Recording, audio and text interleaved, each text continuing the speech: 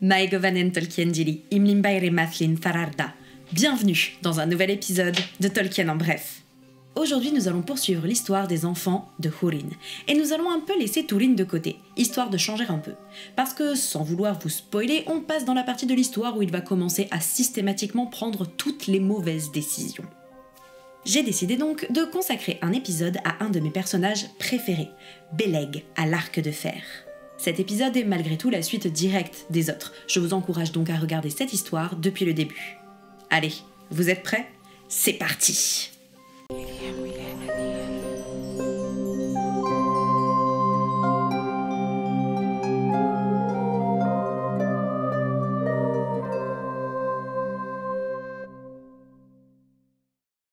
Donc, nous avons déjà parlé de Beleg à plusieurs reprises dans nos vidéos.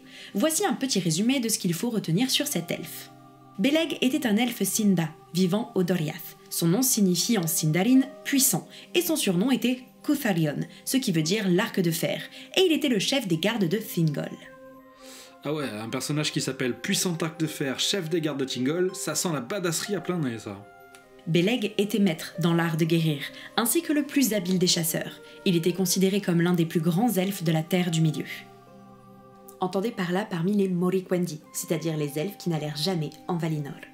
Après la défaite de la Dagor Bragolar, il fut envoyé dans la forêt du Brethil pour aider Halmir, alors chef du peuple de Haleth, à repousser les orques. Ce fut ensuite avec Mablung, le seul elfe du Doriath à aller combattre lors de la Nirnaeth Arnoediad, sous la bannière de Fingon.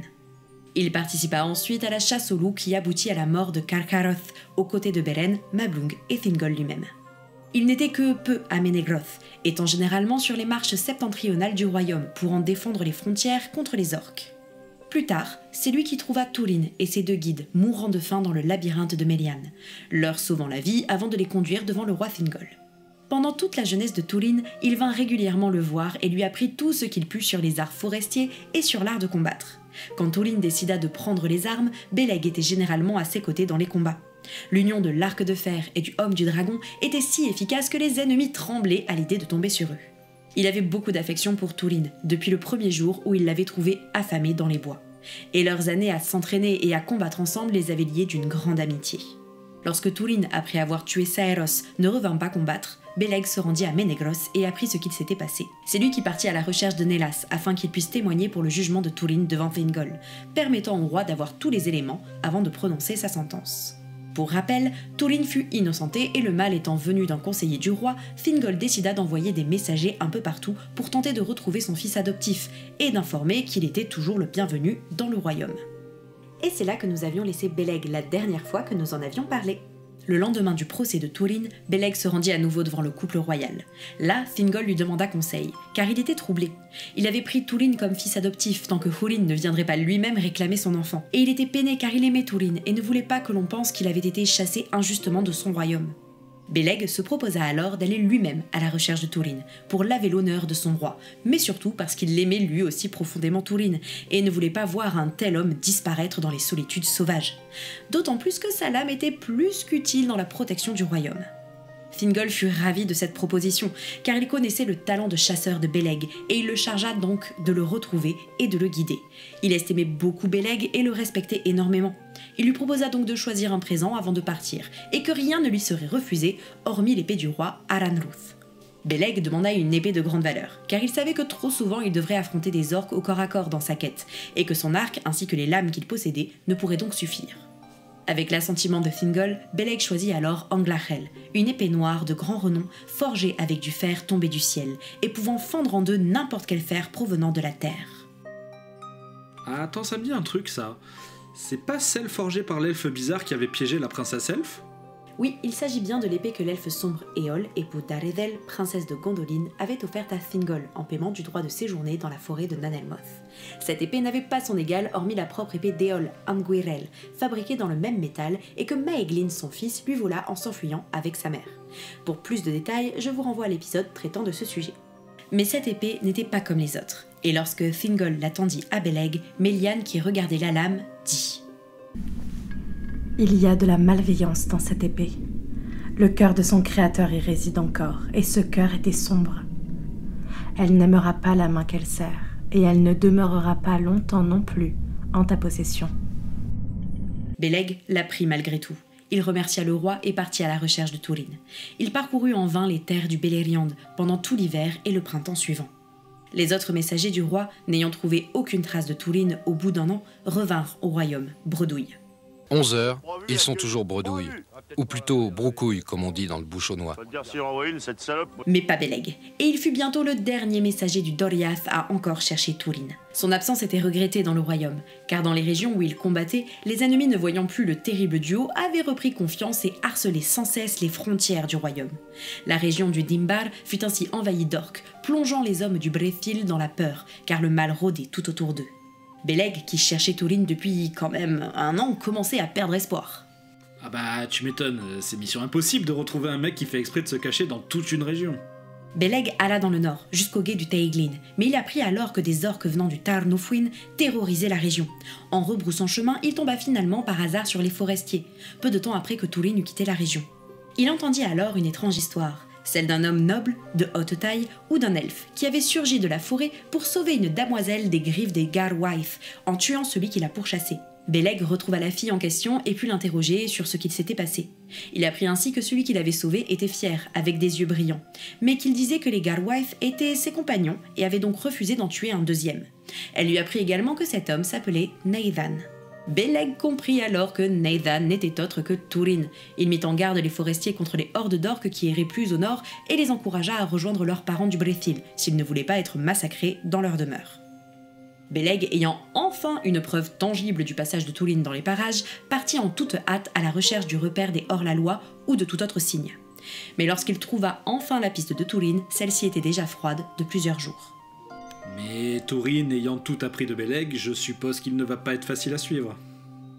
En effet, Turin allait bon train, car suite à l'attaque de Forweg, il avait peur que les forestiers tentent de les retrouver et de se venger. Il usait donc de tous les stratagèmes qu'il connaissait pour brouiller les pistes et conduisit ses hommes vers l'ouest, sur le plateau situé entre le Narog et le Sirion. Turin et les hors-la-loi séjournèrent ainsi dans cette région sans jamais s'arrêter de nuit au même endroit et laissant le moins de traces possible. Beleg lui-même fut donc mis en grande difficulté pour les retrouver. Il dut user de tout son talent dans l'interprétation des signes, communiquer avec les animaux sauvages qui avaient pu voir quelque chose pour poursuivre. Mais à chaque fois qu'il s'approchait d'eux, il trouvait un repère vide, car les hors-la-loi montaient la garde H24 et levaient le camp dès qu'ils soupçonnaient que quelqu'un s'approchait. Beleg pestait contre lui-même d'avoir trop bien appris à Turin les arts forestiers, car il avait la sensation de suivre des elfes plutôt qu'une bande d'hommes. Mais de leur côté, les hors-la-loi étaient inquiets, car ils se rendirent compte qu'ils étaient traqués sans relâche par un mystérieux poursuivant. Vous vous rappelez que Beleg avait prévenu les forestiers de l'arrivée imminente des orques. Ce détail a maintenant son importance dans l'histoire. Les orques qui descendaient du Tar Nofwin franchirent le Brithyak, mais Handir, chef du peuple de Haleth, parvint à les repousser et ils passèrent alors les gués du Teiglin pour aller piller. Heureusement pour eux, la grande majorité des forestiers avaient écouté le conseil de Beleg et avaient envoyé les femmes et les enfants se réfugier dans la forêt du Brethil, accompagnés d'une escorte. Ces derniers survécurent, mais ceux qui étaient restés en arrière pour protéger leur retraite furent décimés par les orques. Certains purent s'échapper et rejoindre le Brethil, mais la plupart furent tués ou faits prisonniers. Les orques pillèrent et incendièrent les maisons des forestiers et se hâtèrent ensuite vers la route qui menait au nord, avec leurs butins et leurs prisonniers. Turin et ses éclaireurs les repérèrent facilement. Les hors-la-loi n'avaient clairement rien à carrer du destin des prisonniers, mais en revanche, ils avaient des vues sur le butin des orques. Turin pensait que c'était dangereux d'attaquer ainsi les orques, ignorant quels étaient leur nombre et leur force. Ah bah, tu vois qu'il ne prend pas toujours les mauvaises décisions, c'est plutôt sensé ça, non? Mais sa bande ne l'écouta pas. La vie dans les terres sauvages où Turin les avait conduits était rude et beaucoup regrettaient de l'avoir élu comme chef. Turin dut donc céder et il partit en éclaireur avec un certain Orleg pour espionner les orques. Il chargea Androg de commander la bande en son absence et leur demanda de rester cachés mais de rester là où ils étaient. 3 jours s'écoulèrent et les hors-la-loi ne voyaient toujours pas Turin revenir. Certains de la bande commençaient à vouloir quitter la grotte où ils s'étaient cachés, mais Androg leur tint tête. Alors qu'ils se disputaient, une silhouette grise apparut devant eux. Leur immobilisme avait enfin permis à Beleg de les retrouver. Il s'avança ainsi désarmé, les paumes de main ouvertes en signe de paix, espérant enfin retrouver son ami. Mais son apparition soudaine glaça d'effroi les hors-la-loi. Androg se glissa derrière Beleg et lui passa une corde par-dessus la tête pour lui maintenir les bras. Beleg garda son sang-froid, leur disant qu'il était là en ami et qu'il cherchait seulement Nathan pour lui apporter de bonnes nouvelles. Les hors-la-loi l'attachèrent solidement à un arbre, pieds et poings liés, et l'interrogèrent, Mais Beleg refusa d'en dire plus, répétant sans cesse qu'il ne parlerait qu'à Nathan. La bande comprit que c'était lui qui les suivait depuis si longtemps, et ils se disputèrent à nouveau. Certains, comme Androg, voulaient le tuer pour se débarrasser enfin de cet espion d'elfe, à la solde du roi du Doriath. D'autres, comme Algund, préféraient attendre le retour de Túrin, car ils craignaient sa colère si jamais il tuait un ami de leur capitaine, qui plus est porteur de bonnes nouvelles. Androg, ne parvenant pas à faire dire quoi que ce soit à Beleg, décida de le laisser attaché à l'arbre et de le priver d'eau et de nourriture, tandis que eux festoyaient à côté. Ils le laissèrent ainsi 2 jours et 2 nuits. Les hors-la-loi étaient désormais en colère et anxieux de ne toujours pas voir revenir Túrin, et ils voulaient partir au plus vite de leur cachette. La plupart étaient maintenant d'accord pour tuer Beleg. La 3e nuit tombait depuis que Beleg avait été capturé, et la bande de hors-la-loi se regroupa autour de lui. Ulrad approcha un tison tiré du feu de Beleg, dans l'intention de lui faire grand mal. Enfin bref. Quoi? Tu vas pas nous laisser comme ça? Mais non, je vais pas vous faire une chose pareille, rassurez-vous. On continue l'histoire, mais pour ça, il faut que l'on reparte du côté de Túrin. Túrin et Orleg avaient suivi les orques, le plus discrètement possible, mais ces derniers étaient très nombreux, bien plus que la bande de proscrits. Les orques, se sachant proches de Nargothrond et des plaines gardées appelées Talath Dirnen, avaient redoublé de vigilance car ils craignaient de tomber dans une embuscade elfe. Túrin et Orleg, malgré toutes leurs précautions, furent surpris par 3 éclaireurs orques. S'ils parvinrent à en tuer 2, le 3e s'échappa et sonna l'alerte en hurlant le mot Golug, qui était le nom que les orques donnaient aux Noldor. La forêt fut soudainement pleine d'orques qui les recherchaient, et Túrin n'eut d'autre choix que de rebrousser chemin en usant de toute sa ruse pour essayer de semer ses ennemis. Mais en vain. Il finit par sortir de la forêt, et alors qu'il tentait de traverser la route, Orleg fut abattu par une volée de flèches, et Túrin fut sauvé uniquement grâce à sa cotte de mailles elfe. Il continua ainsi de fuir seul dans les solitudes sauvages. Maintenant seul, il put redoubler de vitesse et parvint finalement à semer ses poursuivants, mais s'aventura pour cela dans des terres dont il ignorait tout. Les orques, de leur côté, craignant qu'il aille prévenir Nargothrond, tuèrent leurs prisonniers et partirent en vitesse vers le nord avec leur butin. Alors, c'est pas cool pour les prisonniers, mais je pense que je préfère être mort que réduit en esclavage par les orques. Toutes ces péripéties mirent donc Túrin très en retard et retourner auprès de sa bande lui prit bien plus longtemps que prévu. Lorsqu'il arriva enfin, c'était la nuit. Et il s'approcha silencieusement du cercle que ses compagnons avaient formé autour de Beleg, et il aperçut alors le visage hagard de Beleg éclairé par la lueur du tison. Túrin se sentit comme transpercé, et les larmes lui échappèrent. Il bondit auprès de son ami pour le libérer, et Beleg lui tomba dans les bras.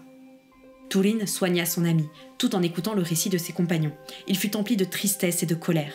Envers eux, certes, mais surtout envers lui-même. Il réalisait qu'il avait permis tout cela, en dénigrant les elfes dans ses discours, en laissant ses compagnons tuer quiconque s'approchait d'eux. La cruauté dont ces hommes avaient fait preuve était arrivée finalement à son paroxysme avec Beleg, car jamais encore il n'avait torturé un prisonnier. Túrin parla de l'inutilité de leurs faits et gestes, et certains, comme Androg, protestèrent, car il était bien content de ne servir que lui-même dans un contexte où tous les haïssaient.